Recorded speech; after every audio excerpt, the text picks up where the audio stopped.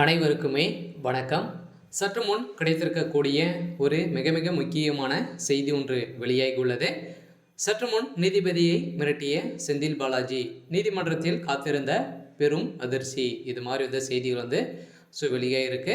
ஏற்கனவே செந்தில் பாலாஜியுடைய விஷயத்தில் வந்து பார்த்தீங்கன்னா அவருடைய வழக்கில் சூடு பிடிக்க வந்து ஆரம்பிச்சிருக்கு இல்லையா. அவர் வந்து பார்த்தீங்கன்னா உச்சநீதிமன்றத்தால் வந்து பார்த்தீங்கன்னா இப்போ வந்து ஏற்கனவே ஜாமீன் வந்து வெளிவந்திருந்தார்.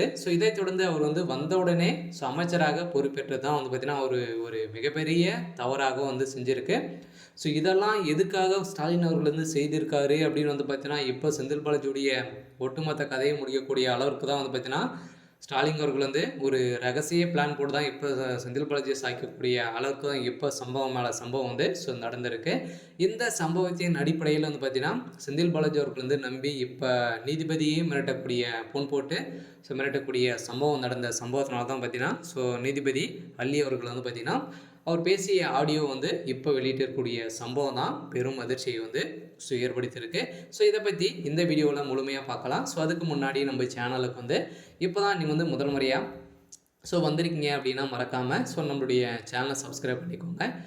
வாங்க வீடியோக்குள்ளே போகலாம். வந்து பார்த்தீங்கன்னா ஏற்கனவே செந்தில் பாலாஜி அவர்கள் வந்து பார்த்தீங்கன்னா போக்குவரத்துறை அமைச்சராக வந்து இருந்தார் இல்லையா. அதிமுக ஆட்சி காலத்தில் போக்குவரத்துறை அமைச்சராக வந்து இருந்தார். அப்போ வந்து பார்த்தீங்கன்னா விலை வாங்கி தருவதாக பண மோசடி வந்து பல பேர்கிட்ட வந்து பணம் வாங்கி பணம் மோசடியில் வந்து செஞ்சுருக்காரு அப்படின்ற மாதிரி வந்து பார்த்தீங்கன்னா லஞ்ச ஒழிப்புத்துறையால் வந்து கைது செய்யப்பட்டார் இல்லையா. அப்போ வந்து பார்த்தீங்கன்னா முதல்வர் ஸ்டாலின் அவர்கள் தான் ஒரு மீது வழக்கு பதிவு வந்து செஞ்சுருந்தாங்க. இந்த வழக்கு பதிவின் அடிப்படையில் இப்போ திமுக அமைச்சராக இருக்கக்கூடிய ஒரு செந்தில் பாலாஜி அவர்கள் வந்து கடந்த ஆண்டு வந்து பார்த்தீங்கன்னா கைது செய்யப்பட்டார் இல்லையா. அப்புறம் வந்து பார்த்தீங்கன்னா 1.5 வருட காலமாகவே புழல் சிறையில் வந்து இருந்தார். இதை தொடர்ந்து இப்போ வந்து பார்த்தீங்கன்னா அவர் வந்து ஜாமீன் அடிப்படையில் ஜாமீன் கிடைத்தது. இதை தொடர்ந்து நீ வந்த உடனே அமைச்சராக பொறுப்பேற்றது ஏன் அப்படின்ற மாதிரி உச்சநீதிமன்றம் கேள்வி எழுப்பியிருந்த நிலையில் இதுக்கு தமிழக அரசும்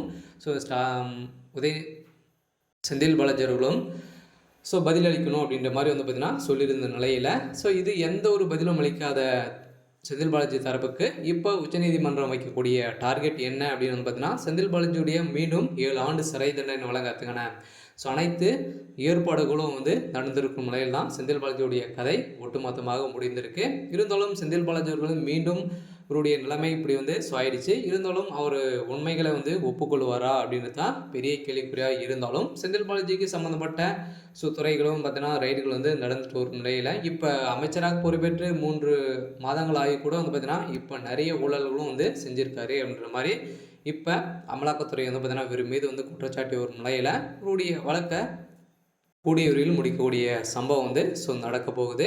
இருந்தாலும் செந்தில் பாலாஜி அவர்கள் வந்து பார்த்தீங்கன்னா அமைச்சராக பொறுப்பேற்று தான் ஒரு மிகப்பெரிய தவறு. இருந்தாலும் இதில் வந்து ஏதோ உள்குத்து வந்து இருக்குது அப்படின்ற மாதிரி தான் நீதிமன்றம் வந்து பார்த்தீங்கன்னா இவர் மீது வந்து குற்றச்சாட்டுகள் வந்து வைத்து வரும் நிலையில் செந்தில் பாலாஜியுடைய நிலைமை கேள்விக்குறியாக வந்து ஆயிருக்கு. இருந்தாலும் என்ன நடக்க போகுது அப்படின்றத வெயிட் பண்ணி பார்க்கலாம். இன்னைக்கான அப்டேட் வந்து பார்த்தீங்கன்னா இதுதான். மறக்காமல் நம்மளுடைய சேனலை சப்ஸ்கிரைப் பண்ணிக்கோங்க. தேங்க்யூ.